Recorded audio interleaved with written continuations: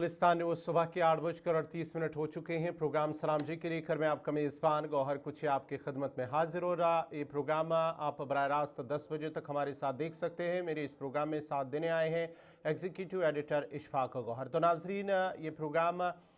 10 बजे तक और उसके साथ साथ ही आज कोशिश भी करेंगे कि आपकी फ़ोन कॉल्स आखिरी 10 मिनट जो बचेंगे उसमें आपकी जो फ़ोन कॉल्स हैं वो शामिल प्रोग्राम करेंगे। उसके अलावा जो ये प्रोग्राम सलाम जे के हैं, इसमें हम जम्मू कश्मीर से लेकर मुल्क और मुल्क से लेकर खलीज के अंदर क्या कुछ चल रहा है उसकी ताज़ा अपडेट्स हम आप तक ज़रूर पहुँचाएँगे। और उसके साथ साथ ही जिस तरह से ईरान की जानिब से इसराइल पर अब हमलों की जो हमले जो है वो तेज़ कर दिए गए हैं, उसके अलावा सऊदी अरब, कुवैत और दीगर कुछ कंट्रीज़ के अंदर भी ईरान की जानिब से हमले किए गए हैं, कहां पर हमले हुए हैं उस हवाले से भी हम आपको ज़रूर अपडेट करेंगे। और उसके साथ साथ ही पाकिस्तान और अफ़गानिस्तान के हवाले से आपको बताते चले कि फ़िलहाल ईद तक जंगबंदी का ऐलान पाकिस्तान की जानिब से कर दिया गया है। उसमें मुदाखलत सऊदी अरब की जानिब से की गई है। और उसके अलावा जम्मू कश्मीर के मौसम के हवाले से, क्योंकि लगातार जो मौसम है जम्मू कश्मीर का, ख़ास कर वादी कश्मीर का, उसमें ठंड मज़ीद बढ़ गई है। बारिशें हुई हैं, बर्फ़बारी बाला इलाकों के अंदर हुई है और इस वक्त क्या कुछ मौसम है उसका भी अपडेट हम आप तक ज़रूर पहुंचाएंगे। लेकिन उससे पहले नज़र डालते हैं तारीख पर, क्योंकि आज 19 मार्च है और आज 19 मार्च को मुल्की और आलमी सतह पर क्या कुछ हुआ है वो हम आपको बताएंगे। उसके बाद ही खबरों का पिटारा खोलेंगे। और आज ही के दिन 19 मार्च को 1877 ऑस्ट्रेलिया ने पहले क्रिकेट टेस्ट मैच में इंग्लैंड को 45 रन से शिकस्त दी है, वो आज ही का दिन था। और आज ही के दिन 19 मार्च साल 1965 में इंडोनेशिया ने तमाम गैर मुल्की तेल कंपनियों को कौमिया लिया है, वो आज ही का दिन था। और आज ही के दिन साल 1972 में हिंदुस्तान और बांग्लादेश के दरमियान अमन और दोस्ती के मुआहदे पर दस्तखत हुए हैं, वो आज ही का दिन था। और आज ही के दिन साल 1982 में बरतानिया और वेटिकन के दरमियान 400 साल के वक्फे के बाद सफारती ताल्लुकात कायम हुए, वो आज ही का दिन था। और आज ही के दिन साल 1990 में कनाडा के दारुल हुकूमत ओटावा में खवातीन की पहली आलमी आइस हॉकी का मुकाबला हुआ है। और आज ही के दिन साल 1998 में अटल बिहारी वाजपेयी दूसरी बार वजीर आजम बने, वो आज ही का दिन था। आज ही के दिन 19 मार्च साल 2004 में अमेरिका ने आलमी तिजारती तंजीम में पहली बार चीन पर मुकदमा कायम किया, वो आज ही का दिन था। और आज ही के दिन साल 2013 में महाराष्ट्र में बस हादसे में 27 अफराद की जान चली गई है, वो आज ही का दिन था। और आज ही के दिन 19 मार्च साल 1931 में अमरीकी रियासत निवाडा में जुए को कानूनी हैसियत दे दी गई है, वो आज ही का दिन था। और आज ही के दिन साल 1932 में सिडनी हार्बर पुल का इफ्तिताह आज ही के दिन हुआ है। और आज ही के साल 2005 में पाकिस्तान ने 2000 किलोमीटर तक मार करने वाली एटमी ब्लास्टिक मिसाइल शाहीन 2 का कामयाबी से तजुर्बा किया है, वो आज ही का दिन था। तो नाजरीन, ये थी तारीख में आज के दिन के हवाले से, यानी कि 19 मार्च को मुल्की और आलमी सतह पर क्या कुछ हुआ है हमने आपको बताया है। अब खबरों की शुरुआत करेंगे एग्जीक्यूटिव एडिटर इशफाक गौहर। बहुत शुक्रिया गौहर कुछ है आपका। और नाजरीन, आपका भी बहुत बहुत शुक्रिया जिस प्यार मोहब्बत के साथ आप हमारे इस मॉर्निंग शो ट्रांसमिशन को देखते हैं। खबरों का आगाज़ करते हैं मौसम के मिजाज से, क्योंकि मौसम का मिजाज जम्मू कश्मीर के अंदर बदला हुआ है। जहां कल नॉर्थ इंडिया की मुख्तलिफ रियासतों के अंदर, जिनमें दिल्ली, चंडीगढ़ और उत्तराखंड के आसपास के इलाकों की बात करें तो रात देर गई तेज़ हवाएँ चली हैं, हल्की और तेज़ रफ्तार बारिशें कई मकामात पर देखने को मिली है। वहीं पर रियासती और मरकजी महकमे मौसमियात की पेशन गोई के मुताबिक फ़िलहाल मतला बरालूद रहेगा, वक्फे से बूंदाबांदी का सिलसिला रहेगा, बालाई इलाकों के अंदर हल्की सी बर्फबारी रहेगी और यह सिलसिला 20 मार्च तक जारी रहेगा। और याद रखिएगा, फिलहाल गुलमर्ग, सोनमर्ग और जो बालाई इलाके हैं हमारे राजदान टॉप और दीगर इलाके, वहाँ पर हल्की से दरमियाना दर्जे की बर्फबारी जो कल पूरे दिन वक्फे से देखने को मिली है, जिसकी वजह से दर्जे हरारत में entire union territory Jammu Kashmir के अंदर कमी देखने को मिल रही है। जो तपिश और गर्माहट हम पिछले कई दिनों से महसूस कर रहे थे, जम्मू के अंदर भी, श्रीनगर के अंदर भी, उसमें बैक वक्त तब्दीली आई है। जहां हल्की बारिशें मैदानों के अंदर हो रही है, पहाड़ी इलाकों के अंदर हल्की सी बर्फबारी हो रही है, उससे की हरारत में 2-3 डिग्री मजीद कमी हुई है, जिसके बाद एक बार फिर मौसम जो है वो खुशगवार हुआ है। इस बीच इतलात और ख़बर ये है कि 20 तारीख तक जहां मतलाबर आलूद और बूंदाबांदी होगी, 21 तारीख के बाद एक बार फिर सूरत हाल जो है वो बेहतर रह सकती है 21 से 25 के दरमियान। लेकिन बाद में ये कहा जा रहा है कि जनाब एक बार फिर 26 था 28 एक बार फिर एक हल्का सा वेट स्पेल होगा, हमारे पास मगरिबी हवाओं का असर बनेगा और उस दौरान तेज़ हवाएं भी चलेंगी और कौमी शाहराहों पर सफ़र करने वाले लोगों को भी एहतियात बरतने के लिए 26 से 28 के दरमियान कह दिया गया है। तो कुल मिलाकर आप ये समझ लीजिएगा, ये जो मार्च का महीना आपके पास है इसमें हल्की से दरमियाना दर्जे की बारिशें और बर्फबारी का सिलसिला जारी रहेगा। जो पिछले 2-3 दिनों से हम देख रहे थे कि पारा बढ़ रहा था, गर्मी का एहसास जो है वो बहुत ज़्यादा श्रीनगर के अंदर में भी हो रहा था, कश्मीर के जो जम्मू के अंदर भी हो रहा था, उसमें बेहतरी आई है और यकबस्ता हवाएं नहीं बल्कि ठंडी हवाओं ने पूरे जम्मू कश्मीर को अपनी लपेट में ले लिया और सुबह और शाम इसका एहसास जो है वो पूरी तरह से हो रहा है। और ये तस्वीरें ताज़ा तरीन तस्वीरें हैं कल सुबह से लेकर रात देर गए की, जहाँ पर गुलमर्ग, अफरवट और दीगर इलाकों के अंदर हल्की से दरमियाना दर्जे की बर्फबारी हुई, हल्की सी धुंध कई मकामात पर नजर आई। और ये सूरत हाल जब बनी तो सयाह जो गुलमर्ग के अंदर मौजूद थे उन्होंने भी इसका लुत्फ उठाया और जुबान पर यही था कि गर फिरदौस बरोए ज़मी अस्त हमी अस्तो हमी अस्तो हमी अस्त। तो नाज़रीन ये तो थी बात जनाब मौसम के मिजाज की, लेकिन किसान हजरात और हॉर्टिकल्चर और एग्रीकल्चर के साथ वाबस्ता लोगों के लिए भी एडवाइजरी है, 20 तारीख तक एहतियात करें, 20 के बाद आप अपने कामकाज में दोबारा जुड़िएगा।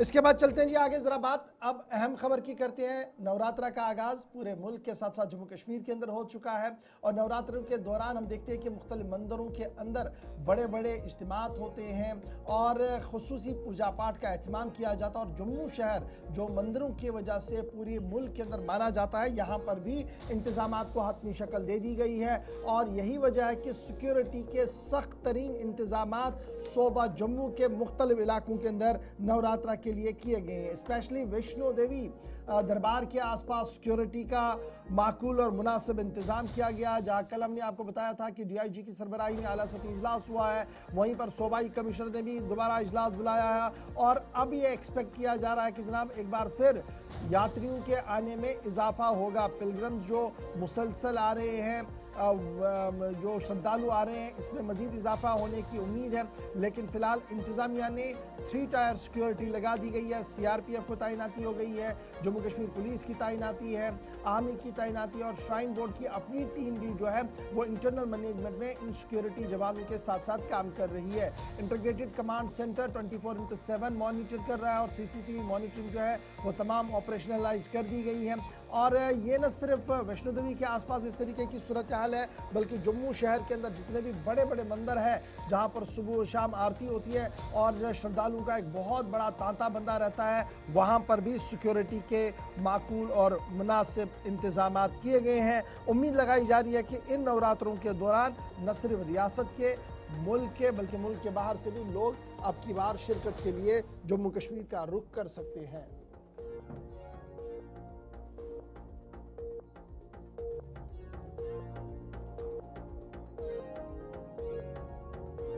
जरा बात अब एक और मामले की करते हैं और ये मामला और मसला बड़ा इंपॉर्टेंट है क्योंकि गुलमर्ग की हमने थोड़ी देर पहले गुफ्तगू की थी, जहाँ पर सयाह आते हैं और सयाहों के आने के लिए होटल्स बनाए गए हैं और ये ज़मीन दरअसल स्टेट की है। ये ज़मीन जो जहाँ पर होटल्स बने हैं ये अपनी नहीं है, प्रॉपर्टी लैंड्स नहीं है, लेकिन वहाँ पर बड़े बड़े होटल्स तो बनाए गए हैं और अब लीज़ का मामला ज़ेर समाअत था। और इत्तलात और ख़बरों के मुताबिक गुलमर्ग लीज रो का मामला जो अदालत के अंदर था, इसको अदालत से बाहरी सुलझाने की कोशिश की जा रही है। होटलियर्स एसोसिएशन जो है उन्होंने बाज़ाब्ता तौर पर एक करारदाद पास की और उस करारदाद को बाद में अपने वकील को दिया और उस वकील ने अदालत के सामने ये मामला रखा कि उन्हें वो दरख्वास्त वापस लेने की इजाज़त दी जाए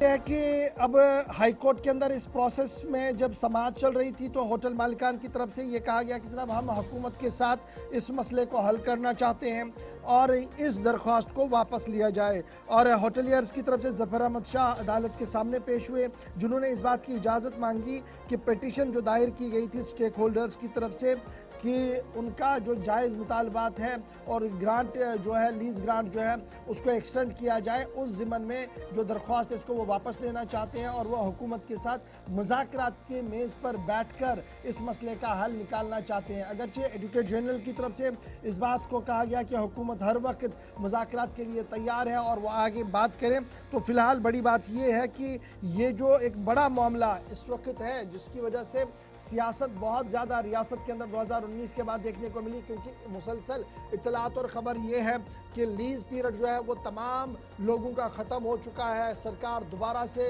लीज़ नहीं बढ़ा रही है और अब सूरत हाल ये बनी है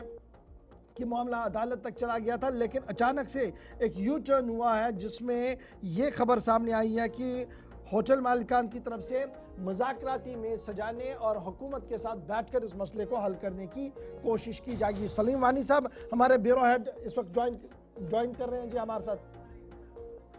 सलीम ज़रा अपडेट करें, ये जो गुलमर्ग वाला मामला है जो पिछले कई महीनों से सुर्खियां बन रहा था, हुकूमती इदारे अपने तरीके से इस पर गुफ्तगू कर रहे थे। इलेक्शन से पहले हमने देखा कि नेशनल कॉन्फ्रेंस जब इलेक्शन मैनिफेस्टो बना रही थी तो वो होटल मालिकान से मिली और उनको कहा कि आपके जेन्युइन डिमांड्स को पूरा किया जाएगा। हुकूमत के 2 साल भी मुकम्मल होने जा रहे हैं, लेकिन अब इत्तलात ये है कि जो मामला ज़ेर समाअत अदालत के सामने था उसे वापस लेने की कोशिश की गई है और ये बताया गया कि मुज़ाकरात के जरिए से मसले का हल होगा। क्या कुछ डिटेल्स आपके पास है?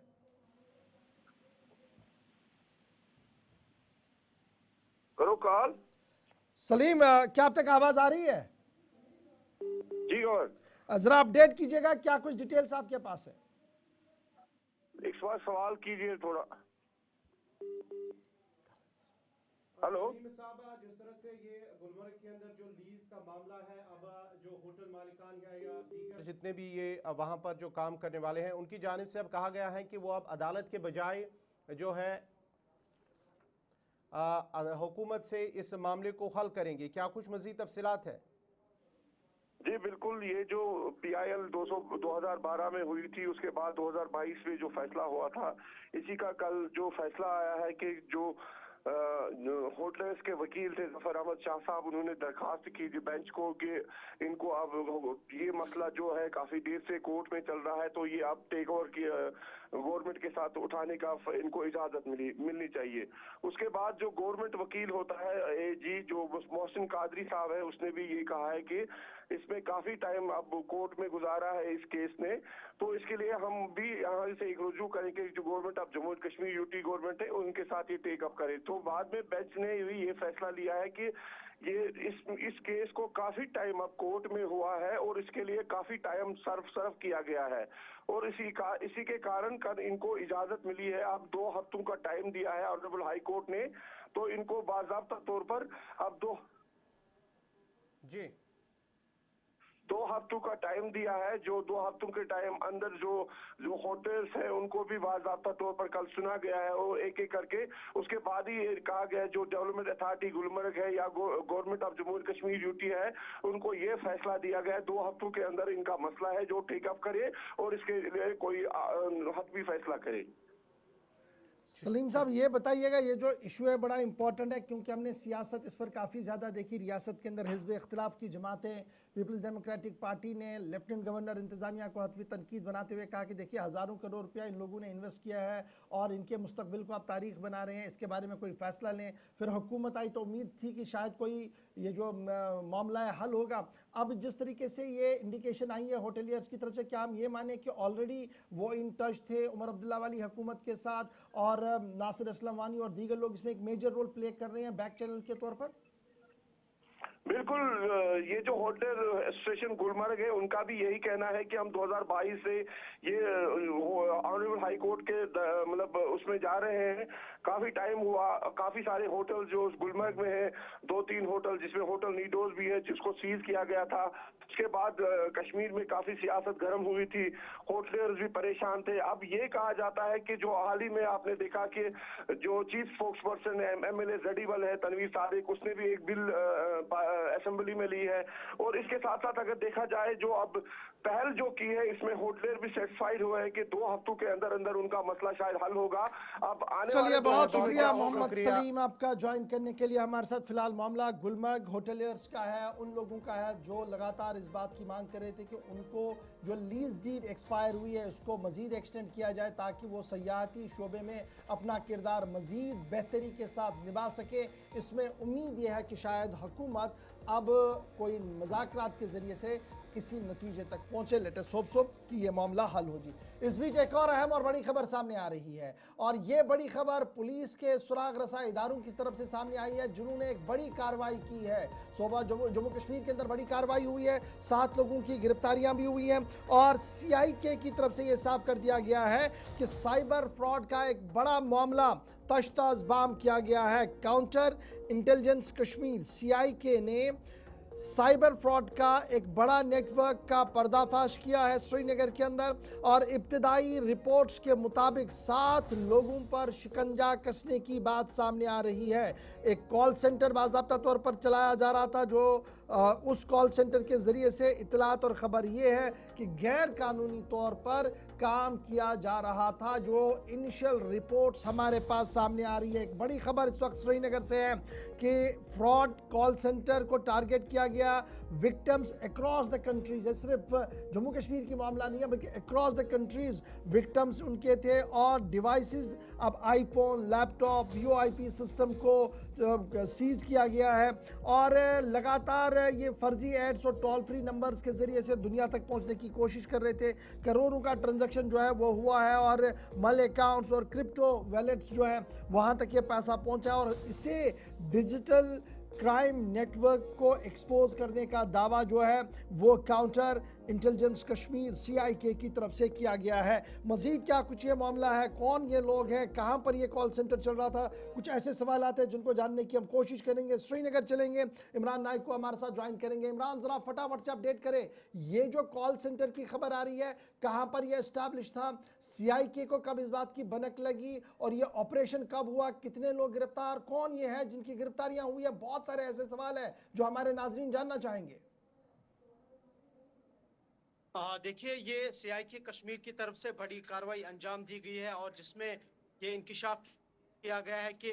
श्रीनगर के अंदर एक कॉल सेंटर जो अनरजिस्टर्ड तरीके से कायम किया गया था रंगरेट इलाके में। और हालांकि CIK को ये इत्ला मिली थी, खुफिया इत्ला मिली थी कि शहर के अंदर एक कॉल सेंटर जो है वो रजिस्टर्ड कॉल सेंटर नहीं है, जो कि साइबर फ्रॉड के जरिए से लोगों को धोखा दे रहे हैं। और उसके बाद CIK कश्मीर की तरफ से, काउंटर इंटेलिजेंस कश्मीर की तरफ से एक टीम तश्कील दी गई,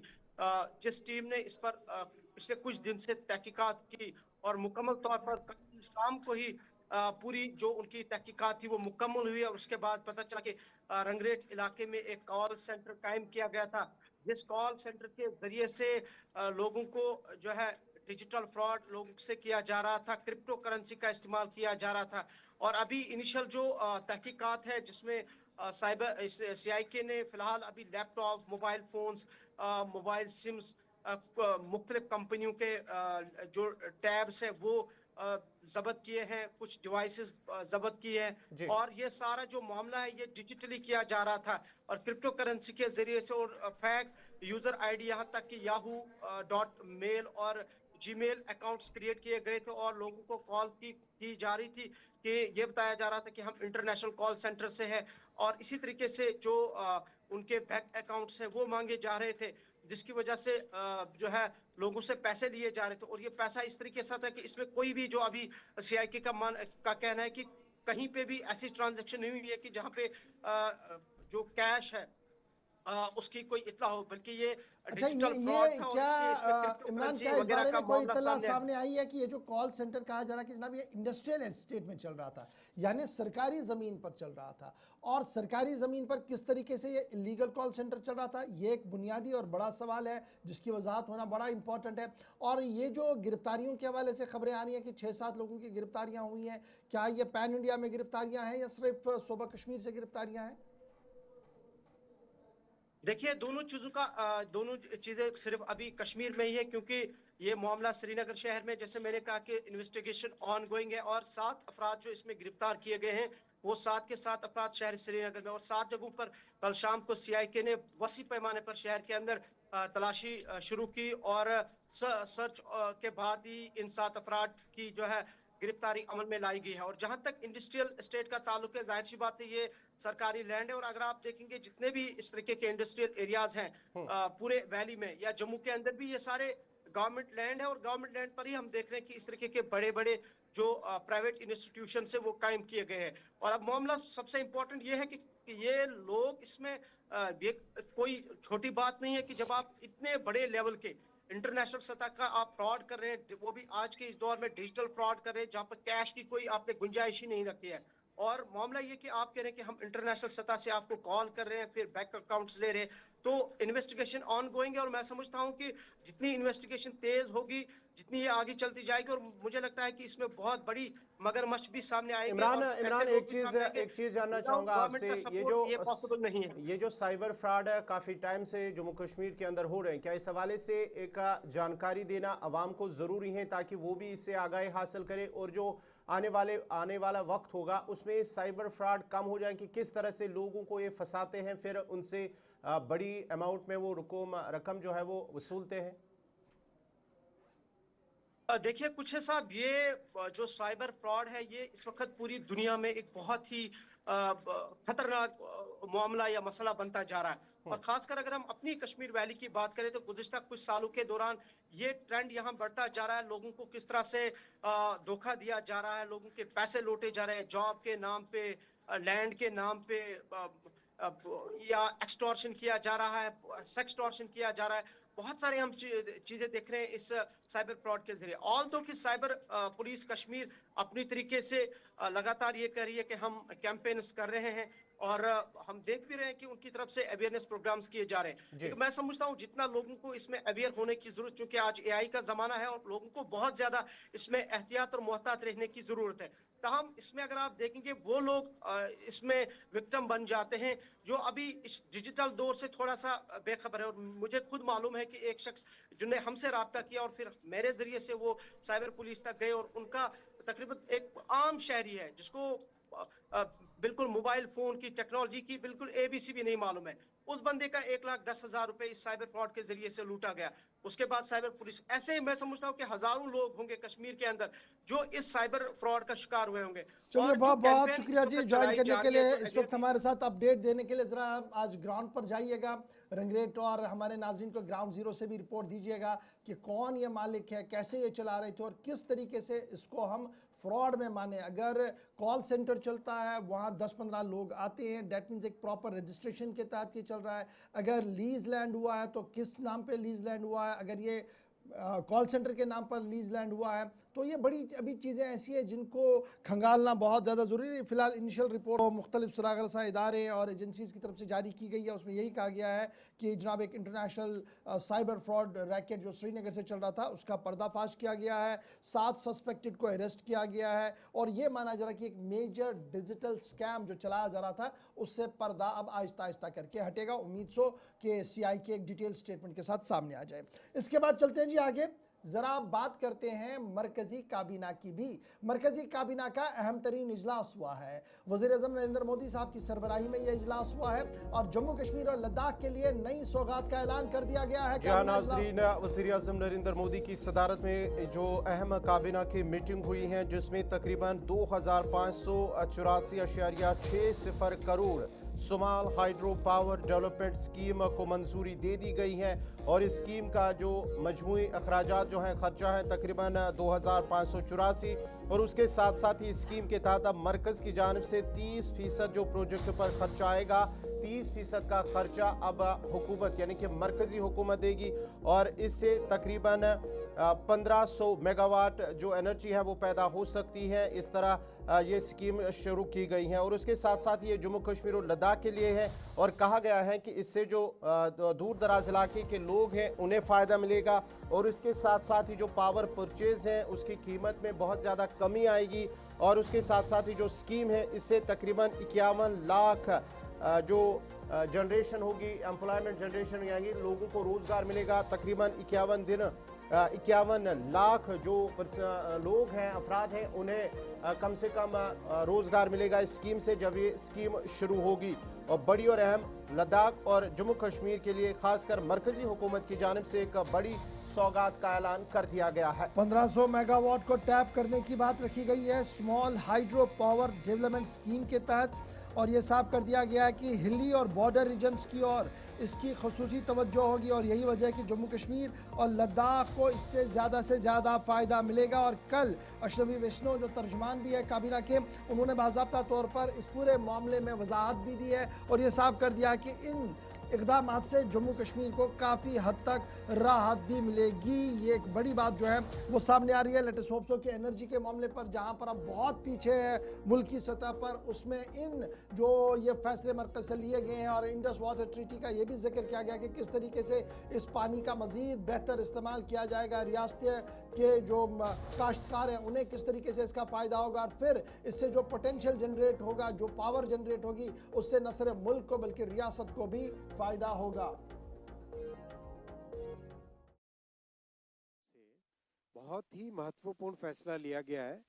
वो है small hydro power development scheme. ये रन ऑफ द रिवर यानी बिना बांध बनाए, बिना बहुत बड़ा डिस्प्लेसमेंट किए, एनवायरमेंटल इश्यूज जो आते हैं उनके बिना run of the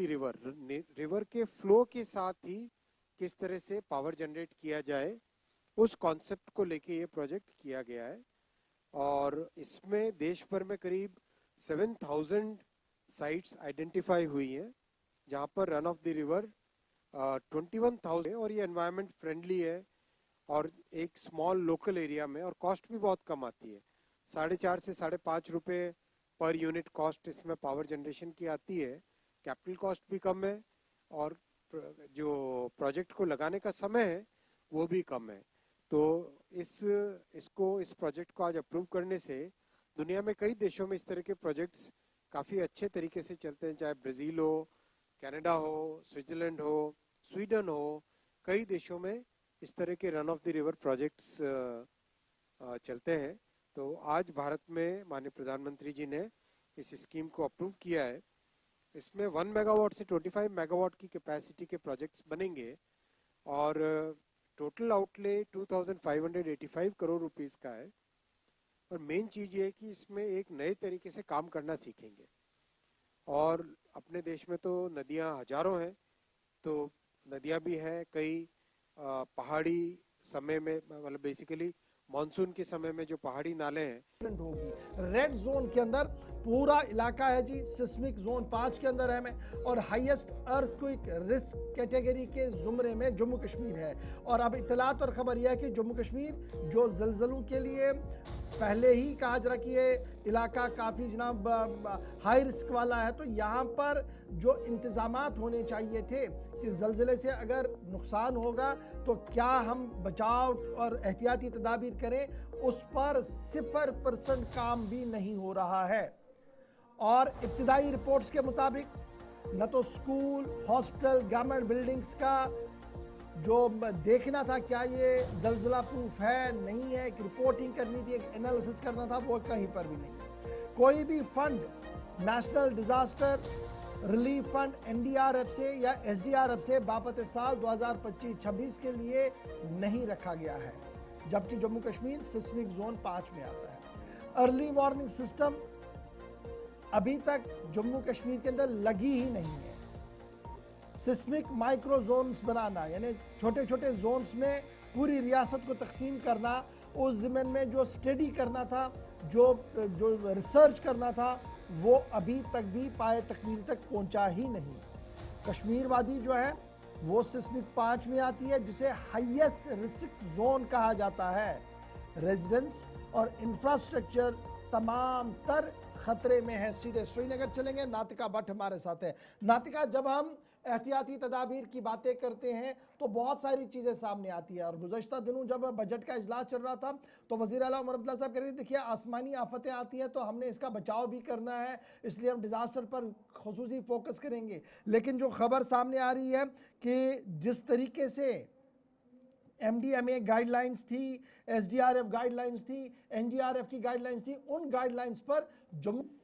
state disaster response के SDRF 2025-26 में अर्थक्वेक प्रिपेयरनेस के लिए कोई भी पैसा जो है वो अभी तक नहीं दिया गया है, और अर्ली वार्निंग सिस्टम जो है वो भी नहीं लगाया गया है। जैसे कि कुछ जगहों पर सेंसर्स होते हैं जो कि ज़लज़ले से कुछ सेकंड्स पहले ही अलर्ट दे देते हैं। जम्मू कश्मीर में अभी तक ऐसा सिस्टम जो है वो ग्राउंड पर इंस्टॉल नहीं हुआ है। सिर्फ मीटिंग्स हुए हैं, डिस्कशंस हुए हैं कि ऐसा करेंगे, लेकिन इम्प्लीमेंट जो है ऑन ग्राउंड वो नहीं अभी तक हुआ है। रिस्क स्टडी भी अभी तक जो है वो पूरी नहीं हुई है। सिर्फ श्रीनगर सिटी की ही डिटेल स्टडी जो है 2022 में हुई थी। जम्मू रीजन की स्टडी अभी तक चल रही है, इसलिए एग्जैक्ट लोकल रिस्क का डेटा जो है वो अभी भी इनकम्प्लीट है। यानी कि हम बता दें कि गवर्नमेंट की तरफ से अर्थक्वेक से बचाव के लिए प्रॉपर तैयारी अभी तक नहीं हुई है। सिर्फ मीटिंग्स होती है, सिर्फ डिस्कशंस होते हैं, लेकिन ऑन ग्राउंड जो है इम्प्लीमेंटेशन कहीं पर भी नहीं हुई है। इस वजह से अगर बड़ा ज़लज़ला आता है तो इंफ्रास्ट्रक्चर और लोग दोनों ज्यादा वल्नरेबल हो सकते हैं, यानी कि दोनों पर नुकसान जो है बहुत ही ज्यादा हो सकता है। जी चलिए, बहुत बहुत शुक्रिया नातिका भट्ट, तफसीलात फराम कर रही थी जम्मू कश्मीर के हवाले से, जो कि सेस्मिक जोन 5 में आता है, और उसके बाद भी इंतजामिया की जानिब से, हुकूमत की जानिब से ऐसे कोई कदम नहीं उठाए गए हैं जिससे कि जानी या माली नुकसान से इंसान बच जाए। लेकिन जिस तरह से बात की जा रही है कि जो अर्ली वार्निंग सिस्टम्स है या सेस्मिक सेंसर्स हैं या अलर्ट मैकेनिज़्म है, वो अभी तक इंस्टॉल नहीं किए गए हैं, और साथ ही साथ उसकी वजह से आने वाले वक्त में अब बताया जा रहा है कि जिस तरह से ये भी खदशा जाहिर किया जा रहा है कि शायद आने वाले वक्त में एक बड़ा ज़लज़ला आ सकता है, उस सिलसिले में पहले तैयारियां करनी होगी। लेकिन इंतज़ामिया की जानिब से जम्मू कश्मीर के अंदर इस हवाले से कोई तैयारी नहीं की गई है। जो इसमें इंस्टॉल इक्विपमेंट्स करने थे वो नहीं किए गए हैं, सिर्फ जो डिस्कशंस या कुछ प्रोग्राम्स मुनक्किद किए जा रहे हैं, लोगों को अवेयर किया जा रहा है क्या करना होगा। बढ़ते आगे बात जहां जम्मू कश्मीर की हो रही है, तो जम्मू कश्मीर के अंदर एक बड़ा मसला मुलाजमीन का भी है। आर्जी मुलाजमीन का एक बड़ा मसला जो काफ़ी सालों से एहतजाज कर रहे हैं, अपनी मांग कर रहे हैं, मुतालबा कर रहे हैं कि उन्हें मुस्तकिल किया जाए। हुकूमत की यकीन दहानी के बावजूद भी अगरचे हुकूमत की जानिब से अगरचे उन्हें यकीन दहानी दी गई है कि उन्हें मुस्तकिल किया जाए, जब हुकूमत बनी है तो उसके बाद ही वज़ीर आला उमर अब्दुल्ला की जानिब से मुलाजमीन को, सभी मुलाजमीन को यकीन दहानी दी गई है, और कमेटी भी तश्कील दी गई है जो अपनी रिकमेंडेशंस देंगे, उसके बाद ही उन्हें मुस्तकिल किया जाए। लेकिन तकरीबन 1-1.5 साल भी हो चुका है, अभी तक उनके हवाले से कोई कदम नहीं उठाया गया। अब माना जाता है कि ईद के बाद अब मुलाजमीन दोबारा सड़कों पर आएंगे, एहतजाज करेंगे, क्योंकि हुकूमत जो है उनके मसले को हल करने में अभी तक नाकाम आज से तकरीबन 1 साल कबल एक सरकारी ऑर्डर निकला था 384 JK GAD 2025, और इस ऑर्डर के तहत एक आला सतही कमेटी बनाई गई थी जो एग्जामिन करती लॉन्ग पेंडिंग इश्यूज जो थे मुलाजमीन के, उनको लेकर, और अपनी हतमी रिपोर्ट उन्हें वज़ीर आला उमर अब्दुल्ला को सौंपी। अब आप ये मान लीजिएगा कि वक्त बहुत हो गया, 1 साल से ज़्यादा वक्त हो गया। उस कमेटी ने रिपोर्ट दी है जिसका एतराफ़ खुद उमर अब्दुल्ला ने ऐवान के अंदर किया, लेकिन 1 साल के वक्फे के बाद भी मुलाजमीन को ये लग रहा है कि एक लैतुलैल का मामला है, और उस लैतुलैल की वजह से उनके जायज़ मुतालबात जो रेगुलराइजेशन के हैं, डेली वेजर्स, कैजुअल लेबर्स के, वो अभी तक भी पूरे नहीं हो रहे हैं। वज़ीर आला उमर अब्दुल्ला साहब कह रहे हैं कि देखिए बजुम्बिश कलम सबको नहीं किया जाएगा, लास्ट टाइम के याद रखिएगा आप, हम मरहलावार तरीके से करेंगे। अब ये मरहलावार तरीका जब होगा, कैसे होगा, इसका फाइन ट्यून क्या होगा, प्रिंट लाइन क्या होगी, टेक ऑफ क्या होगा, फिर स्मूथ लाइनिंग क्या होगी, टाइम बाउंड कब कितने दिनों में ये होगा, उस ज़िमन में कोई भी वजाहत जो है वो उमर अब्दुल्ला की तरफ से नहीं की गई है। यही वजह है कि जो हमारे ज़राया हमें बता रहे हैं कि 1 साल कबल जो कमेटी बनाई गई थी आज ही के दिन, 19/3/2025 को गवर्नमेंट ऑर्डर एक निकला था जिसमें कहा गया था कि हम कमेटी बनाएंगे जिसकी सरबराही चीफ सेक्रेटरी साहब करेंगे। एडिशनल चीफ सेक्रेटरी जो हैं ऑनरेबल चीफ मिनिस्टर के वो मेंबर रहेंगे। Administrative secretary finance, administrative secretary GAD, administrative secretary planning development and monitoring, administrative secretary law justice and parliamentary affairs पर मुश्तमिल ये कमेटी बनाई गई थी। और इस कमेटी के अंदर the committee shell examine various issues including humanitarian, legal, financial related to the regularization of the casual, seasonal laborers of other workers in Jammu and Kashmir and suggest comprehensive way forward। अब ये suggest करना था इनको कि way forward क्या है। उमर अब्दुल्ला साहब कह रहे हैं कि वे फॉरवर्ड तो हमारे पास आ गया है जी, लेकिन क्या है वो वे फॉरवर्ड न तो मुलाजमीन को पता है और ना ही इंतजामी अमूर में बैठे अफसरान को कोई डिटेल इस बारे में बताई गई है। यही वजह है कि ईद उल फितर के इख्तिताम के बाद पूरे जम्मू कश्मीर के अंदर एक बार फिर मुलाजमीन सड़क का रुख कर रहे हैं। मुख्तलिफ जो मुलाजिम लीडरान हैं उन्होंने इस बात की वजाहत की है कि लगातार वो मीटिंग्स और मशावरत कर रहे हैं और मीटिंग मशावरत के बाद ही ये फैसला लिया गया कि अगर दोबारा से जो बजट सेशन 17 तारीख को शुरू होना है जिसमें उमर अब्दुल्ला साहब ने भी बोलना है, अगर उसमें कोई फाइन लाइन नहीं आई, अगर उसमें कोई टाइम लाइन नहीं दी गई, टेक ऑफ कैसे होगा, मसाइल का हल कैसे होगा, प्लानिंग इम्प्लीमेंटेशन की अथॉरिटी कौन है, मॉनिटरिंग में कौन है, मुलाजमीन को कैसे इस ज़िम्मन में एतमाद में लिया जाएगा, अगर ये चीज़ें नहीं बताई गई तो उसके फ़ौरन बाद सड़कों पर धरना एहतजाज का सिलसिला शुरू होगा, जो न सिर्फ श्रीनगर के अंदर होगा बल्कि जम्मू के अंदर होगा और तमाम ज़िला सदर मकामात पर भी ये सिलसिला जारी रहेगा। अब ये कैजुअल डेलीवेजर सिर्फ PHE और इरिगेशन और दीगर महकमों के नहीं है, इंटायर जम्मू कश्मीर के अंदर जितने भी ये कैजुअल है, डेलीवेजर्स है, डेली रेटेड वर्कर्स हैं, वो तमाम ने मुश्तरका तौर पर यह फैसला लिया। इसलिए आने वाले दिनों में गर्माहट आप देखेंगे, लेकिन बड़ा मामला उमर अब्दुल्ला के सामने होगा कि ऐवान असेंबली में क्या वो fine tune, fine line, take off line बता पाएंगे मुलाजमीन को या नहीं। अगर वो कन्विंस करने में कामयाब हुए तो एहतजाज मौखर, अगर वो बात नहीं हुई तो याद रखिएगा एहतजाज ड्यू है, क्योंकि मुलाजमीन ने कमर कस ली है। ये तो थी बात जनाब मुलाजमीन के हवाले से, जिनका मानना है कि 1 साल पहले वादा किया गया, कमेटी बनाई गई, आज मुकम्मल हुआ वो 1 साल, लेकिन अभी तक भी कोई भी बात ब्लैक एंड वाइट में मुलाजमीन के पास नहीं है। अब चलते हैं जी आगे, बात अब ऐवान की करते हैं। तो ऐवान के अंदर पार्लिमानी स्टैंडिंग कमेटी बराए दाखिला की बात करते हैं। कल हमने उस दाखिला रिपोर्ट का एक पहलू आपके सामने रखा था, आज उसी कमेटी का दूसरी जो रिपोर्ट है उसका दूसरा पहलू सामने रखेंगे और बात सयाहत के हवाले से करेंगे, जहां पर पार्लिमानी कमेटी बराए दाखिला ने उम्मीद जाहिर की है कि जम्मू कश्मीर के अंदर पोटेंशियल है सयाहत का, लेकिन कमर कसनी होगी, काम करना होगा, तभी जाकर सयाह जो है वो जम्मू कश्मीर का रुख कर सकते हैं। जी हाँ नाज़रीन, हम बात जम्मू कश्मीर में सयाहत के हवाले से कर रहे हैं। तो जो पार्लिमानी स्टैंडिंग कमेटी है उनकी जानिब से कहा जा रहा है कि सयाहती रुझान में जम्मू कश्मीर के अंदर इजाफा हो रहा है और साथ ही साथ ये भी कहा जा रहा है कि गैर मुल्की सयाहों की आमद में इजाफा देखा जा रहा है। ये इस पैनल की जानिब से कहा गया है और जो जम्मू कश्मीर खुदा है बैनुल-अक़वामी सतह पर एक महफूज और पुरकशिश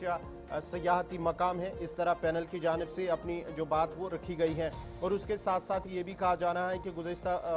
मुकाबले में तकरीबन 20,000 से ज़्यादा यानी कि 65,000 जो फॉरेन टूरिस्ट हैं, गैर मुल्की सयाह हैं, उन्होंने जम्मू कश्मीर का रुख किया है। और जो टोटल जो सयाह हैं, अगर हम बात करेंगे साल 2022-24 की, तो 1.88 करोड़ से ये बढ़कर 2.36 करोड़ तक जा पहुंचा है। और उसके साथ साथ ही ये जो कहा जा रहा है कि सयाहत इसकी वजह से एक तो इकोनॉमी बूस्ट होगी और उसके साथ साथ ही जो मकामी नौजवान हैं उन्हें रोज़गार के मौके भी मिलेंगे। और पैनल की जानिब से लेकिन ये कहा गया है कि जो इको टूरिज़म है और एडवेंचर टूरिज़म, इसे भी बूस्ट यानी कि इसे भी मज़ीद फ़रोग देना होगा और उसके साथ साथ ही इंफ्रास्ट्रक्चर को बढ़ाना होगा। वेस्ट मैनेजमेंट और कनेक्टिविटी जो है उस पर ज़्यादा अभी तवज्जो देनी ज़रूरी है, ताकि आने वाले वक्त में ज़्यादा से ज़्यादा सयाह जम्मू कश्मीर का रुख करेंगे और आने वाले सयाहों को सहूलियात भी दस्तियाब होंगी। पैनल की जानिब से इस हवाले से उन्होंने अपनी बात सामने रखी है। अगरचे साल 2025 के दौरान जब पहलगाम के अंदर जो बायसरन इलाके के अंदर जो हमला हुआ है उसके बाद ही थोड़ी सी कमी सयाहों की आमद में हुई है, लेकिन अब आहिस्ता आहिस्ता माना जा रहा है कि इसमें आने वाले वक्त में मजीद इजाफा मुतवक्का है। अगर हम साल 2025 की बात करेंगे तो तकरीबन 1.78 करोड़ जो सयाह हैं, जिनमें मकामी भी, मुल्की भी और गैर मुल्की सयाह हैं, उन्होंने रुख किया है। लेकिन अब पैनल की जानिब से कहा जा रहा है कि आने वाले वक्त में मजीद इसमें इजाफा हो सकता है, क्योंकि जिस तरह से यहाँ पर अब हालात आहिस्ता आहिस्ता बेहतर हो रहे हैं उसकी वजह से आने वाले वक्त में सयाहों की आमद में मजीद इजाफा मुतवक्का है। ये पैनल की जानिब से जो पार्लिमानी स्टैंडिंग कमेटी है उनकी जानिब से उन्होंने अपनी बात सामने रखी है।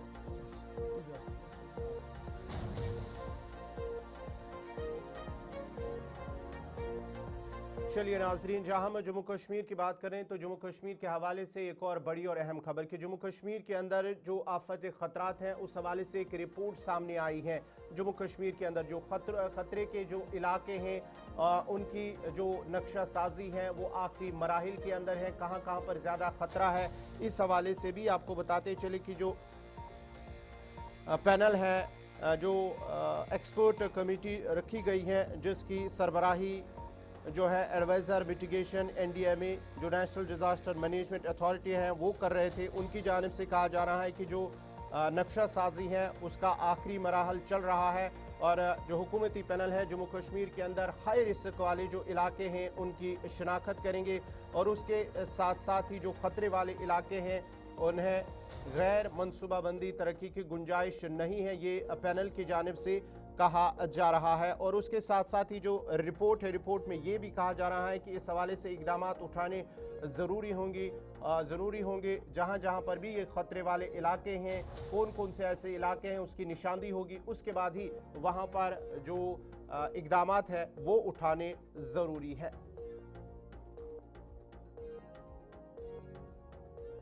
न्यूज़ एडिटर आसिफ रशीद के पास चलेंगे। आसिफ, ज़रा अपडेट कीजिएगा इस खबर के हवाले से, क्या कुछ मज़ीद तफसीलात है जो नक्शा साजी है आखिरी मराहिल के अंदर है और उसके साथ साथ जो ख़तरे वाले इलाके हैं उनकी निशानदेही भी करनी बहुत ज़्यादा ज़रूरी है, क्या कुछ मज़ीद तफसीलात है? देखिए गौहर, एक जम्मू कश्मीर के अंदर हमेशा से एक सवाल रहा है कि तामीर और तरक्की के नाम पर बहुत सारे इलाकों में कुदरती आफात जब आई हैं तो तब हुकूमत को याद आया कि ऐसी मनसूबाबंदी जो गैर साइंसी तरीकाकार को अपनाते हुए ना हो, जिससे नुकसान जानी और माली तौर पर हो, उससे बचा जाए। और काफी सवालात पूछे गए माहिरीन की तरफ से, कमेटियां बनाई गई और जो कंसर्न लोग हैं, इन्वायरमेंटलिस्ट जो एक्सपर्ट हैं, उन तमाम लोगों ने इन मामलात को हमेशा हुकूमत के नोटिस में लाया और बिलाखिर हुकूमत को चशोती का जब इंसिडेंट हुआ तो उसके बाद याद आया कि जम्मू कश्मीर में वसी पैमाने पर काम की जरूरत है, मनसूबाबंदी प्रॉपर हो और इसके लिए माहिरीन की, एक्सपर्ट्स की, महकमों की और जो मुतलकीन हैं उनके साथ मुशावरत करने की और सही मनसूबाबंदी की जरूरत है। अब हुआ यह है कि सरकार का एक ऑर्डर जारी हुआ था फरवरी के महीने में 6 तारीख को साल 2026 में एक कमेटी बनाई गई थी। उस कमेटी का मकसद ये था कि वो जम्मू कश्मीर के अंदर जिन जिन इलाकों में खतरात हैं, जिन जिन इलाकों में डिजास्टर्स ज्यादा हो सकते हैं, चाहे वो बर्फ पिघलने की वजह से हो, ग्लेशियर फटने की वजह से हो, लैंडस्लाइड्स की वजह से हो, और जिन इलाकों के अंदर सरकार ने बड़े मंसूबे हाथ में ले रखे हैं, जहां पर आज भी सरकार के कामकाज चल रहे हैं या फिर कहीं पर अगर कंस्ट्रक्शन वर्क भी होता है, तो नुकसान से कैसे बचा जाए। क्योंकि हम सब जानते हैं जम्मू कश्मीर सिस्मिक जोन 4 और 5 में आता है, जो इंतहाई खतरनाक सूरत हाल है, यानी जल्जले के झटके जहां पर 3.5 तक भी अगर रेशो रहती है तो नुकसान पहुंचता है। उस हवाले से दरअसल सरकार ने ये कमेटी बनाई थी और अब हमारे पास इतलात ये हैं कि कमेटी को, जिसको 3 महीने का वक्त दिया गया था, लगभग उसने अपनी रिपोर्ट फाइनलाइज कर ली है, तमाम लोगों के साथ मुशावरत हुई है और इसमें HVRA जो हैजर्ड्स हैं, वल्नरेबल एरियाज हैं, इंतहाई खतरनाक एरियाज हैं, और रिस्क असेसमेंट का मतलब है कि उन एरियाज के अंदर कामकाज ना हो, तामीर और तरक्की के नाम पर किसी भी तरीके से ढांचा तैयार ना किया जाए जहां पर मुस्तकबिल करीब में खतरा बन सकता, उन सब पर एक रिपोर्ट तैयार कर ली गई है। कहीं पर अगर कोई मंसूबा होता है उसकी फिजिबिलिटी क्या है, वेरिफिकेशन प्रॉपर तरीके से हो, उस जगह क्या वो इलाका, वो जमीन, वहां का माहौल, ये सारी चीजें एक सवाल बड़ा कंस्ट्रक्शन की इंपॉर्टेंट है कामकाज जी, की ये जो इजाजत देती हैं। HVRA की आप बात बता रहे हैं, वो ये बड़ा इम्पोर्टेंट है ये, क्योंकि अभी जो हमारे पास इत्तलात है HVRA एटलस बनाने की बात थी कि एक पूरा खाका और नक्शा हमारे पास हो कि कहाँ पर किस तरीके के, उस नक्शे पर तो कहा जा रहा है कि अभी तक काम ही नहीं हुआ है। देखिए, अब तक जो था उस पर नहीं हुआ, ये हम सबको पता। अगर हुआ होता तो अनफॉर्चुनेट इंसिडेंट ना तो कटरा वाला 26 अगस्त 2025 को होता, न 14 अगस्त 2026 को चशोती वाला इंसिडेंट होता, फिर रामबन हुआ, बनिहाल हुआ, रियासी के अंदर हुआ, 11 लोगों की मौत हुई। यानी सिर्फ 1 महीने के दौरान हमने 170 से ज्यादा जिंदगियां खत्म होते हुए देखी। वो नाकस मंसूबाबंदी का हिस्सा था। इसीलिए सरकार को जब ये जरूरत महसूस पड़ी तो एक कमेटी बनाई गई, उसमें कमेटी की जिम्मेदारी उस वक्त सौंपी गई। अब तो रिपोर्ट बिल्कुल कंप्लीट होने के करीब है। नेशनल डिजास्टर मैनेजमेंट अथॉरिटी के एडवाइजर मिटिगेशन सैफी हसन साहब, सैफी हसन जिनके पास जिम्मेदारी थी, और इनको जो जिन जिन लोगों के साथ मुशावरत करनी थी, कॉन्फिडेंस में लेना था तमाम महकमों को जो जम्मू कश्मीर के अंदर बड़े मंसूबे हाथ में लेते हैं। सूबाई कमिश्नर जम्मू, सूबाई इंतजामिया कश्मीर की दोनों के साथ मुशावरत हुई, कमेटी में जिम्मेदारियां उनको भी दी गई। इसके अलावा हमारी जानकारी के मुताबिक महकमा जंगलात, महकमा माहौलियात, देही तरक्की का महकमा, रूरल डेवलपमेंट डिपार्टमेंट जिसको हम कहते हैं, पब्लिक वर्क्स डिपार्टमेंट, जल शक्ति डिपार्टमेंट, और याद रखिएगा कि इस पहाड़ी सिलसिले के अंदर इन सारे महकमों का रोल है। अगर कहीं पर कोई नुकसान होता है तो किसी एक महकमे की जवाबदेही जरूर होती है। जंगलात वाला तकरीबन 23 है, उसमें कहीं काम होगा। रेजी हुकूमत अगर कहीं करती है तो एनओसीज की जब बारी आती है वो यही महकमे देते हैं। अब इसमें इंपॉर्टेंट चीज ये है कि जब नक्शासाजी हो जाएगी, रिपोर्ट सामने आ जाएगी, तब जाकर एक डिटेल जो है हमारे पास सामने आ सकती है। बहुत बहुत शुक्रिया आसिफ रशीद हमारे साथ ज्वाइन करने के लिए जी, डिटेल बताने के लिए, और लेटेस्ट होप्स हो कि हुकूमत इस पूरे मामले पर संजीदा हो। और ये जो हम बता रहे हैं कि जनाब ये मैपिंग करना बड़ा इंपॉर्टेंट है, ये जल्दी जल्दी से हो सके जी। चलिए जनाब, यहाँ पर वक्फा हो गया, एक छोटे से ब्रेक के लिए रुक रहे हैं। बताया जा रहा है कि एक छोटा सा ब्रेक लिया जाए। ब्रेक के उस पर आएंगे तो आपको बताएंगे कि कठुआ में रेप हुआ था, एक कमसिन बच्ची का रेप हुआ था। उसके बाद बड़ा हंगामा हुआ था जम्मू श्रीनगर के बीच, मामला अदालत तक भी चला गया था। उसमें एक पेशरफ्त हो रही है, वो क्या है वो बताएंगे आपको। फारूक अब्दुल्ला पर हुआ हमला, लेकिन SIT क्या कुछ कह रही है उस पर भी बात बताएंगे। अब आप ना तो जीन्स और ना ही T-शर्ट लगा सकते हैं, कहाँ पर नहीं लगाएंगे और क्यों ये ऑर्डर जारी हुआ है बताएंगे ये भी आपको, और आपको पाकिस्तान भी लिए चलेंगे छोटे से ब्रेक के फौरन बाद।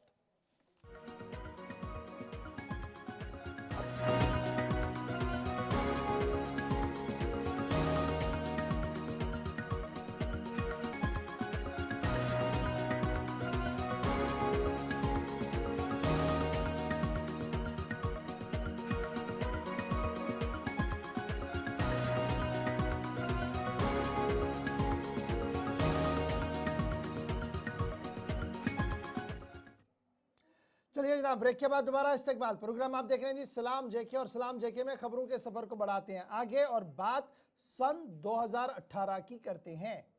याद माजी बड़ी अजाब है यार, अब छीन ले कुव्वते हाफिजा मेरा, क्योंकि ये मामला ही वैसा था, क्योंकि एक कमसिन बच्ची के साथ असमत रेजी हुई थी। असमत रेजी का मामला जम्मू वर्सेस कश्मीर तक आ गया था। सियासी महाज पर गर्माहट थी, पुलिस ने SIT बनाई, SIT ने कार्रवाई की, मामला अदालत तक चला गया और काफ़ी तवील जद्दोजहद के बाद जो मुल्ज़िमीन थे उन्हें सज़ा मिली। लेकिन अब इत्तलात और ख़बर यह है कि हाई कोर्ट के अंदर अर्जी दाखिल कर दी गई है। सांजी राम साहब की तरफ से अर्जी दाखिल कर दी गई है कठुआ रेप केस मर्डर के अंदर की जनाब उनकी जो उम्र कैद की सज़ा है उसे ज़रा देखा जाए, माफ़ किया जाए, क्योंकि अब उनकी सेहत ठीक नहीं है। कोर्ट ने डिनाई किया जी सस्पेंशन ऑफ सेंटेंस जो हुआ है मेन एक्यूज्ड को, और ये साफ कर दिया कि कोई भी रिलीफ इस मौके पर नहीं दिया जा सकता है। सांजी राम पर उम्र कैद की सज़ा का ऐलान जो है वो जज साहब ने पहले ही किया है।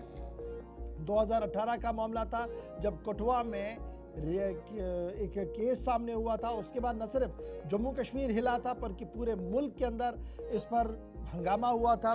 डिबेट्स हुई थी, ग्राउंड रिपोर्टिंग्स हुई थी, और फिर यहाँ पर हमने देखा था कि सूरत-ए-हाल इंतहाई तशवीशनाक भी बनी हुई थी। तो फिलहाल जो डिवीजन बेंच जो जस्टिस गुरविंदर सिंह गिल साहब और रमेश कुमार साहब की सरबराही में था, उन्होंने एक्यूज के लिए ये साफ कर दिया कि आपको कोई कंसेशन नहीं मिलेगा, सस्पेंशन जो है वो नहीं हम करेंगे उस ऑर्डर पे जिस ऑर्डर के तहत आपको 8 साल पहले कस्टडी में लिया गया था और आपके खिलाफ कार्रवाई हुई है। आपने तमाम दस्तावेजात को खंगालने के बाद ये साबित हुआ कि आप मेन एक्यूज्ड में से एक थे, इसलिए आपकी जो समाअत है वो मुकम्मल हो गई है और आपको फ़िलहाल कोई भी राहत नहीं मिलेगी। याद रखिएगा, ये जो पंजाब हरियाणा हाई कोर्ट है उन्होंने मुकम्मल तौर पर रिफ्यूज़ किया कोई भी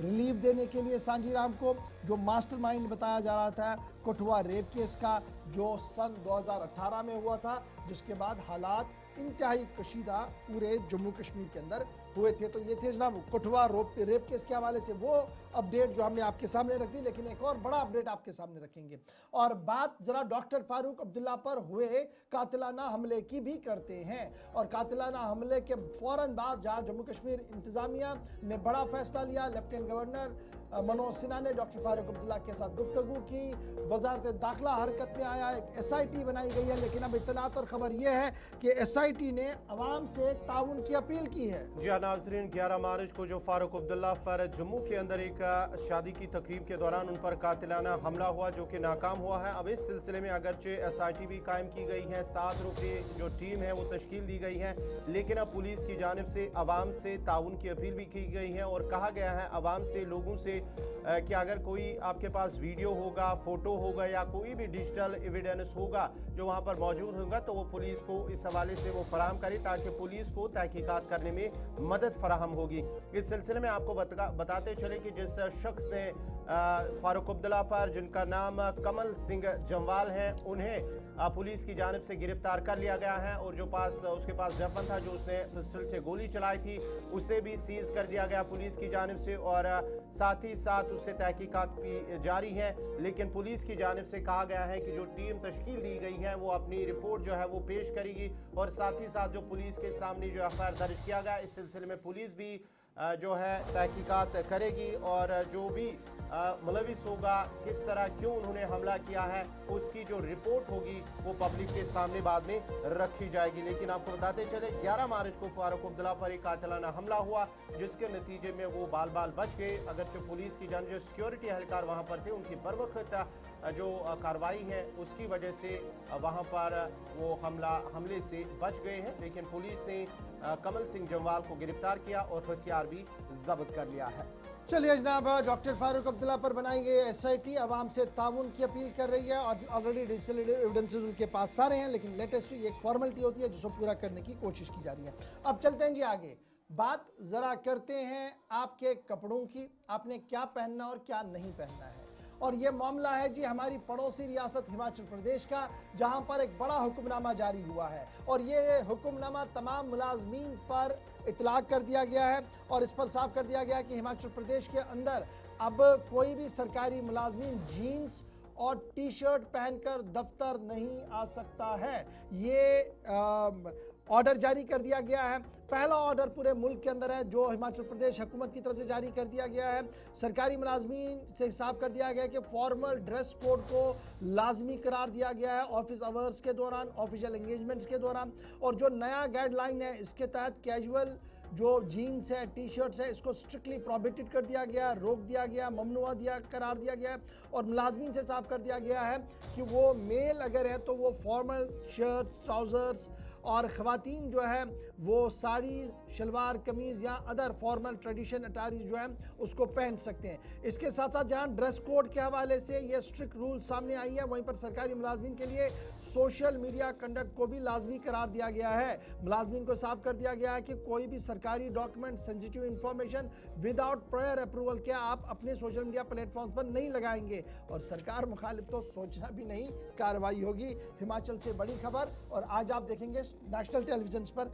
इस पर डिबेट्स भी होनी है। तो हमने आपको बता दिया, अगर आप हिमाचल प्रदेश के अंदर जा रहे हैं, सरकारी मुलाजमत के लिए जा रहे हैं, पैंट कमीज आपके लिए लाजमी है, ऑफिशियल ड्रेस आपको पहनना होगा, टी शर्ट्स और ट्राउजर्स जो जीन्स आप पहनकर जाते थे उससे अब आप वहां नहीं जाएंगे क्योंकि आपको एंट्री नहीं होगी। अगर आप आएंगे भी तो आपको एब्सेंट करार दिया जाएगा और आपके खिलाफ ज़ाब्ते की कार्रवाई होगी। हिमाचल प्रदेश ने ड्रेस कोड नाफिजुल अमल कर दिया है। ड्रेस कोड के बाद जरा एक और कोड की बात करते हैं और ये कोड जरा पाकिस्तान और अफगानिस्तान के बीच में भी चला है और मुख्तलिफ मुल्कों की मुदाखलत के बाद फिलहाल ये लग रहा है कि सीज फायर हुआ है। नाजंग मुआहिदे पर आमादगी का इजहार किया है पाकिस्तान ने, जो स्टेट ऑफ वॉर में अफगानिस्तान के खिलाफ चला गया था और मुसलसल हमले कर रहा था। लेकिन इतलात और खबर ये है कि पाकिस्तान ने ईद उल फितर के पेश नज़र फिलहाल सीज फायर करने का ऐलान कर दिया है। एक बड़ी खबर आपके सामने है कि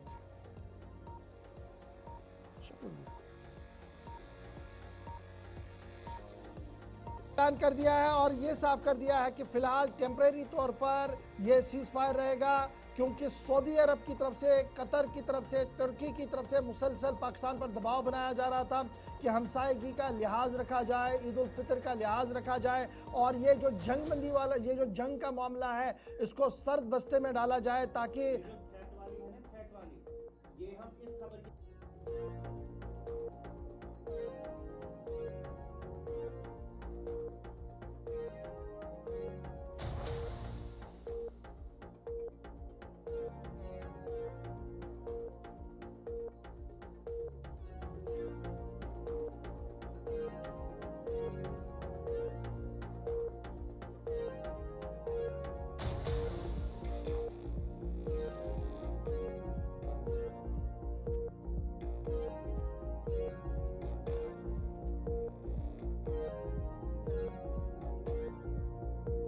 पाकिस्तान और अफगानिस्तान की कर रहे हैं, जो जिस तरह से दोनों मुल्कों के दरमियान कशीदगी है। अब पाकिस्तान की जानिब से फिलहाल पीर तक आर्जी तौर पर जंगबंदी माहदे पर उन्होंने हामी भर ली है और ये सऊदी अरब, कतर और टर्की की अपील के बाद ही पाकिस्तान की जानिब से कदम उठाया गया, क्योंकि हाल ही हमने देखा है कि किस तरह से पाकिस्तान ने अफगानिस्तान के अंदर जो फिजाई हमला किया था एक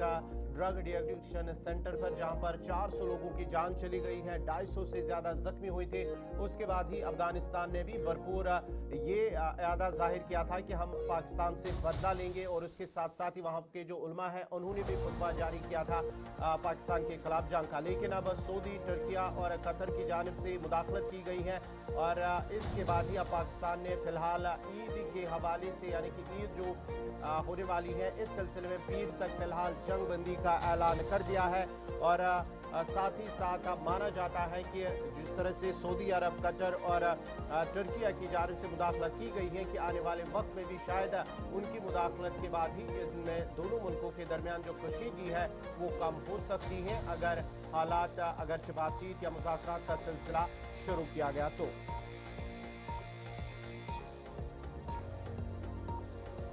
चलिए नाजरीन, बढ़ते हैं आगे बात जहां पाकिस्तान की हो रही है, तो पाकिस्तान के हवाले से एक और बड़ी और अहम खबर, और ये इस वक्त जो अमेरिका की जानिब से खदशा जाहिर किया गया है कि पाकिस्तान, रूस, चीन का जिक्र किया गया, 5 ऐसे ममालिक का जिक्र किया गया है जिनके पास कहा गया है कि एक न्यूक्लियर थ्रेट है अमेरिका के लिए और उसके साथ साथ ये हथियार जो है, जदीद हथियार इनकी जानिब से तैयार किए गए हैं। आलमी मिसाइल जो है ख़तरा तेज़ रफ्तारी से बढ़ रहा है, ये यूएस की जानिब से इसका खदशा जाहिर किया गया। 5 ममालिक का जिक्र किया गया है जिसमें रूस, चीन, शुमाली कोरिया, ईरान और पाकिस्तान का जिक्र किया गया है। कहा गया है कि इनके पास जदीद हथियार हैं और अमेरिका के लिए ये आने वाले वक्त में एक बड़ा खतरा बन सकते हैं। ईरान के बाद एक और बड़ा मंसूबा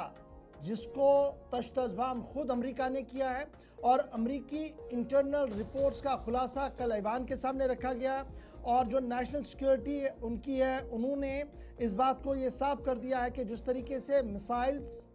जौहरी आबदोज और दीगर चीज़ें बनाई जा रही है, इससे अमेरिका की सालमियत को ख़तरा लाहक है। ईरान के बाद पाकिस्तान टारगेट पर सीधे चला गया है और सीधी सी बात है जो कल तुलसी गबार्ड की तरफ से साफ कर दिया गया कि यूएस इंटेलिजेंस की जो रिपोर्ट्स है उसमें यह साफ कर दिया गया है कि रूस, जिसके साथ अमेरिका बराह रास्त नहीं लड़ सकता है, चीन, जिसके साथ फिलहाल लड़ाई का कोई इम्कान नहीं है,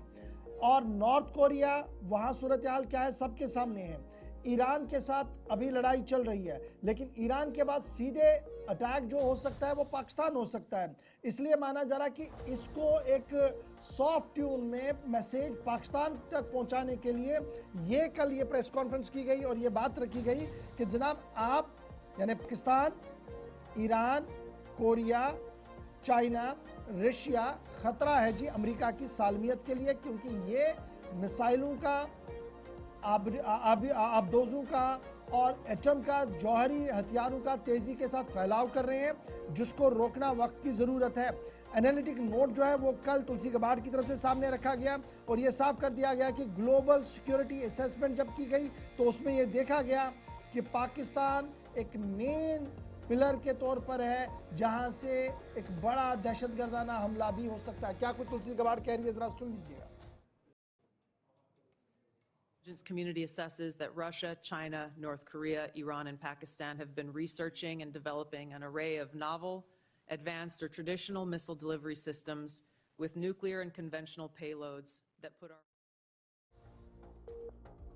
पेलोड्स के साथ ये आगे बढ़ रहे हैं और अब ये फाइंडिंग सामने रखी गई है। तो अब ये समझ लीजिएगा, आज नहीं तो कल सूरत हाल इस खित्ते के अंदर किस तरीके की बन सकती है।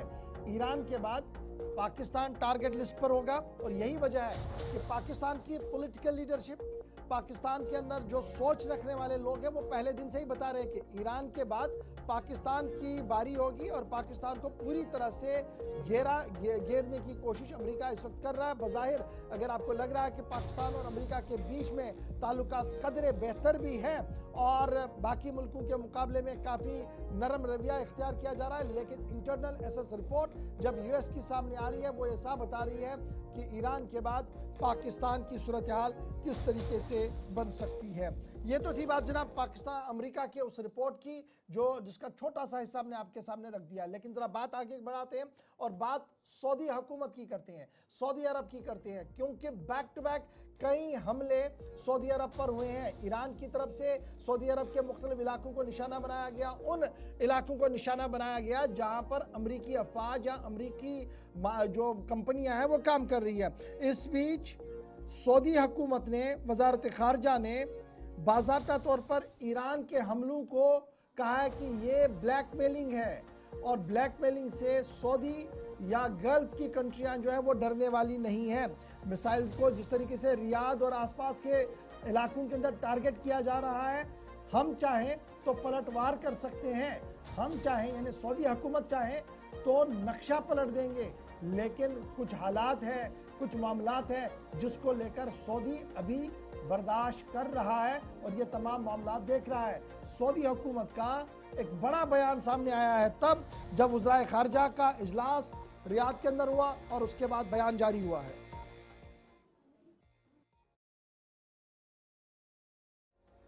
بشكل مسبق لما نشهده اليوم من اعتداءات آثمة،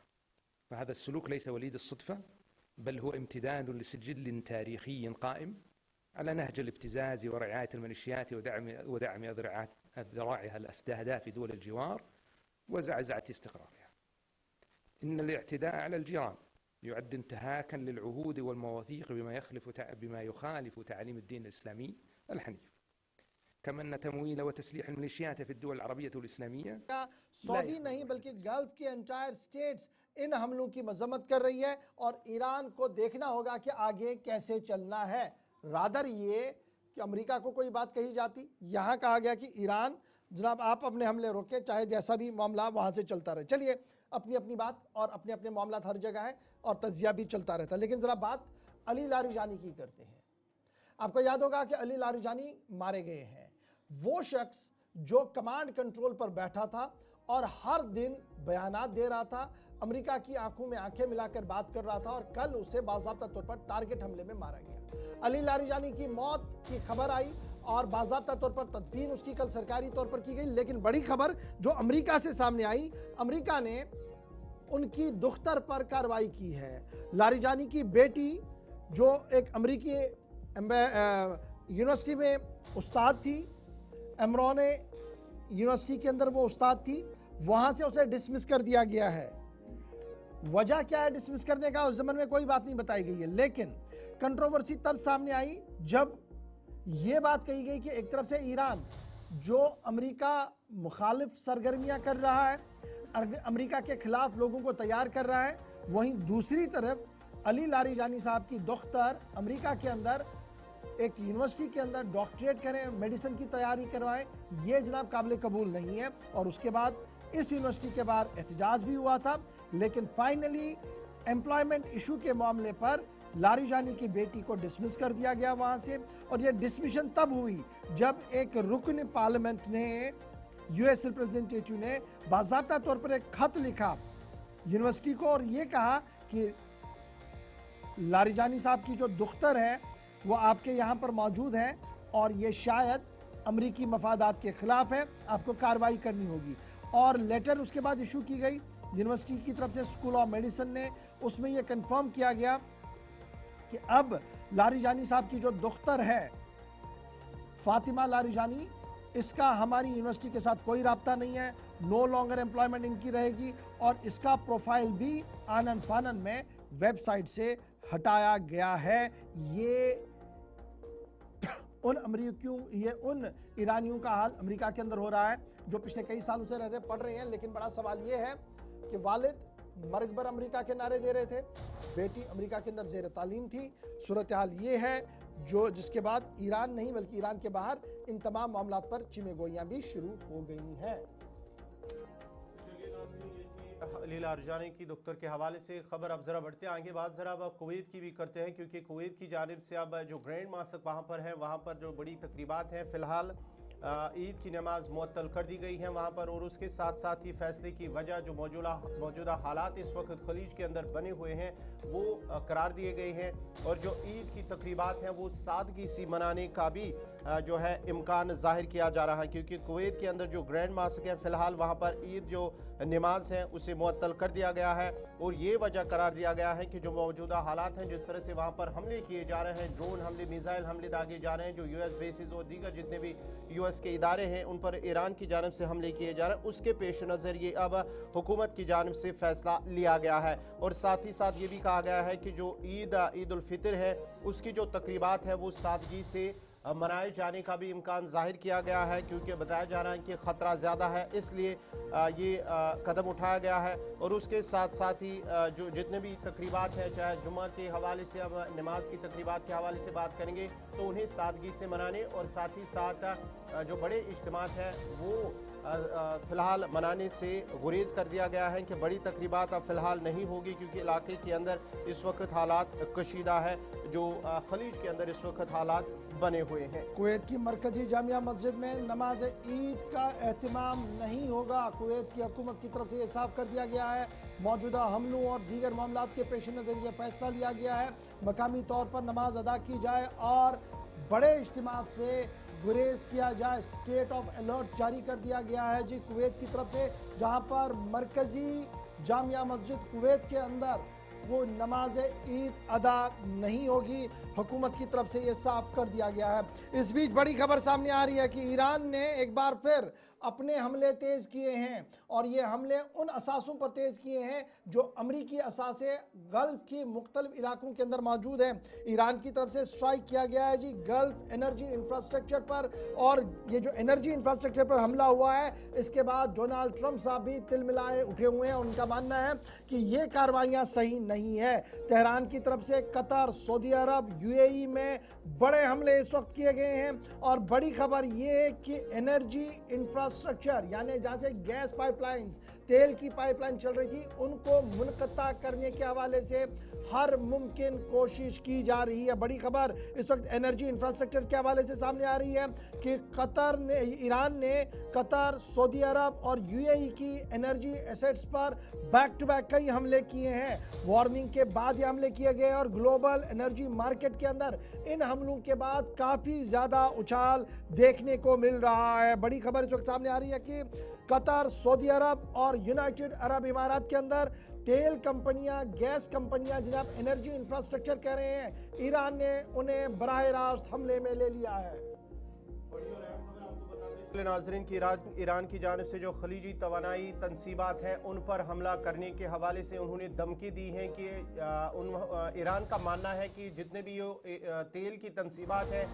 हम उन पर हमला करेंगे, क्योंकि इन ममालिक के अंदर जो यूएस बेसिस हैं वहाँ से ईरान पर हमले किए जा रहे हैं। उसकी वजह से उन्होंने अब धमकी दी है कि हम भी उन तेल की तनसीबात पर हमला करेंगे। ये जो आज हमला हो रहा है ये दरअसल ईरान के अंदर जो साउदर्न ईरान है वहाँ पर हमला हुआ था पारस गैस फील्ड पर, उसके बाद ही अब ये हमले हुए हैं। और यही वजह है कि सऊदी अरब को ये जो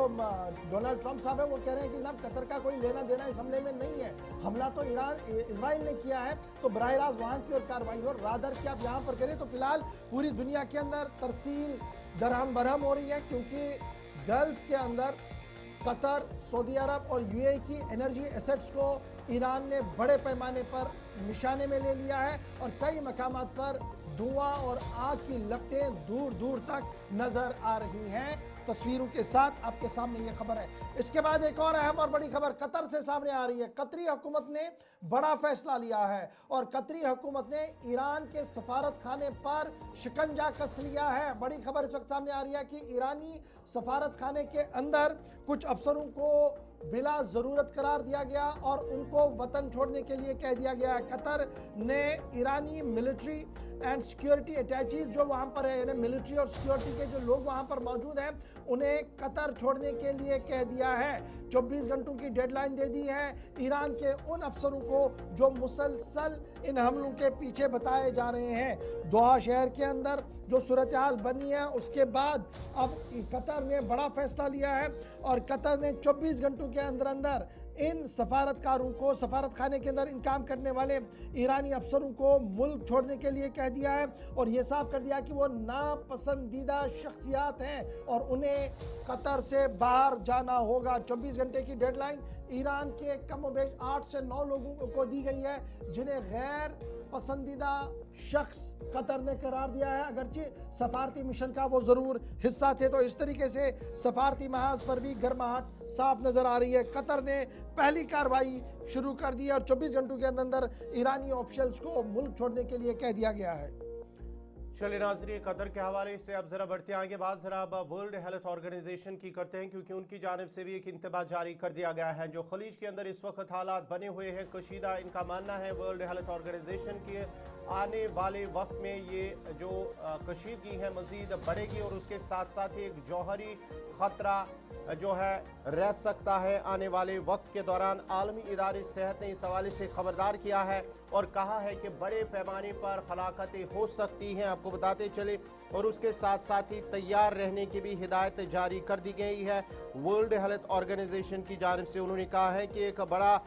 जो है तबाही आने वाले वक्त में हो सकती हैं, क्योंकि ईरान, अमेरिका, इजराइल के दरमियान जिस तरह से हालात कशीदा होते जा रहे हैं और उसकी वजह से जितने भी ये खलीज ममालिक इस जद में आ चुके हैं, इससे मज़ीद हालात और भी ख़राब हो सकते हैं और आने वाले वक्त में जौहरी हथियारों का भी इस्तेमाल हो सकता है, जिससे एक बड़ी तबाही हो सकती। न सिर्फ माली नुकसान बल्कि जानी नुकसान का भी खतरा इससे रह सकता है। ये वर्ल्ड हेल्थ ऑर्गेनाइजेशन की जानिब से इस हवाले से उन्होंने जितने भी इदारे हैं उन्हें इस हवाले से खबरदार कर दिया है। आलमी सेहत तंजीम WHO ने अब अपनी तैयारियां की हैं। ईरान, इराक,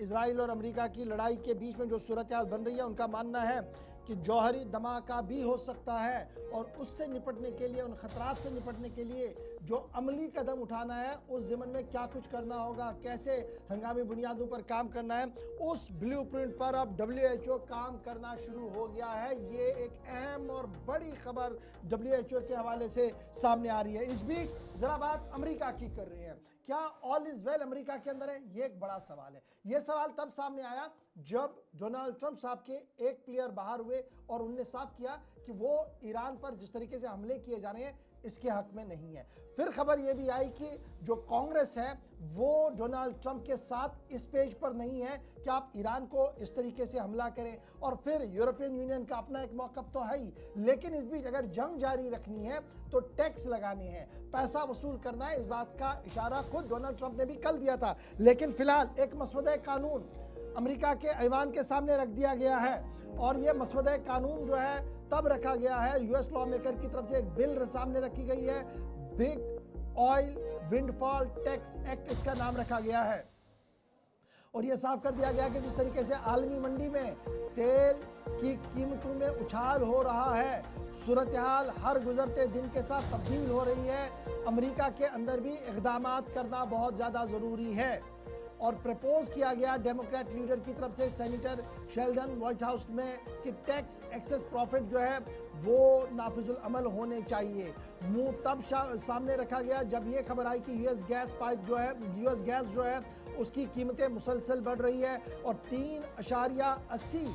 पर गैलन जो डॉलर है उसके हिसाब से बढ़ी है, जिसकी वजह से सार्फिन को भी उनका बजट जो है वो हिलता हुआ नजर आ रहा है। प्रपोजल तब सामने रखा गया है जब हजारों करोड़ रुपया हर दिन अमेरिका की तरफ से फूका जा रहा है मिसाइलों पर, ड्रोन्स पर जो ईरान पर भेजे जाते हैं, और इसी तरीके से ईरान भी पलटवार जो कर रहा है। इस बीच आलमी तिजारत बुरी तरह से मुतासिर हो रही है और ज़रूरत जो है वो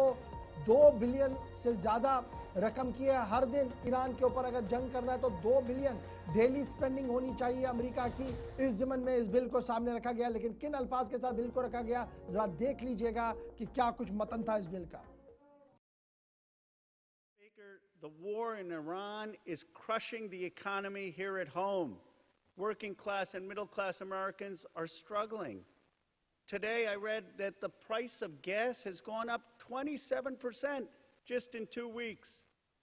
And every day we're spending $2 billion of American money in Iran. To put that in perspective, for 20 days in Iran, we could have free public college for every American. We could have 1,000 new trade schools. We could have child care at $10 a day for working class Americans.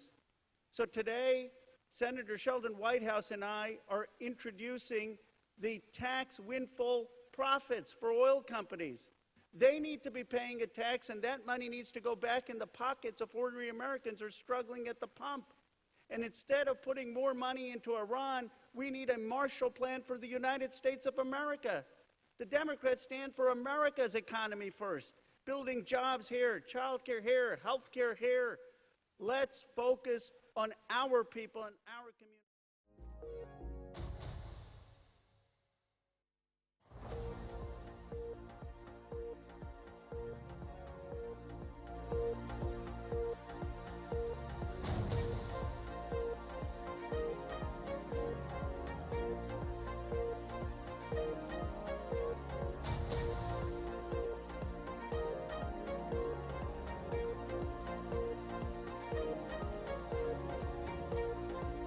जरा अब तुर्किया के सदर की बात करेंगे। रजब तैयब अर्दगन की जानिब से उन्होंने भी एक इंतबा जारी कर दिया है। तुर्की सदर की जानिब से कहा गया है कि जंग सिर्फ इजराइल की सिक्योरिटी का मामला नहीं है। तुर्की के सदर अर्दगन की जानिब से बयान दिया गया और साथ ही साथ जो उन्होंने कहा है कि खुदे को तबाही की तरफ धकेला जा रहा है। जिस तरह से इजराइल और अमेरिका की जानिब से इसकी शुरुआत की गई है, ईरान पर जो हमला किया गया है, इससे खुदे में मज़ीद तबाही हो सकती है और जितने भी खलीज ममालिक हैं उसकी जद में आए। उन्होंने कहा है कि फौजी जो तसादुम के बजाय सफारती बातचीत जो है उस पर जोर दिया है। उन्होंने कहा है कि अगर हालात को काबू में रखना है, हालात को बेहतर करना है, तो हमें सफारती ताल्लुकात को मज़ीद बेहतर करना होगा, बातचीत करनी होगी, मुज़ाकरात करने होगा, तभी इससे हम तबाही से बच सकते हैं। ये अर्दगन के सदर रजब तैयब अर्दगन की जानिब से कहा गया है। उन्होंने कहा है कि इस वक्त जो ज़रूरत है बातचीत की, अमन की और मुज़ाकरात की ज़रूरत है, तभी खत्ते में अमन कायम हो सकता है, नहीं तो आने वाले वक्त में मज़ीद तबाही और सकते हैं।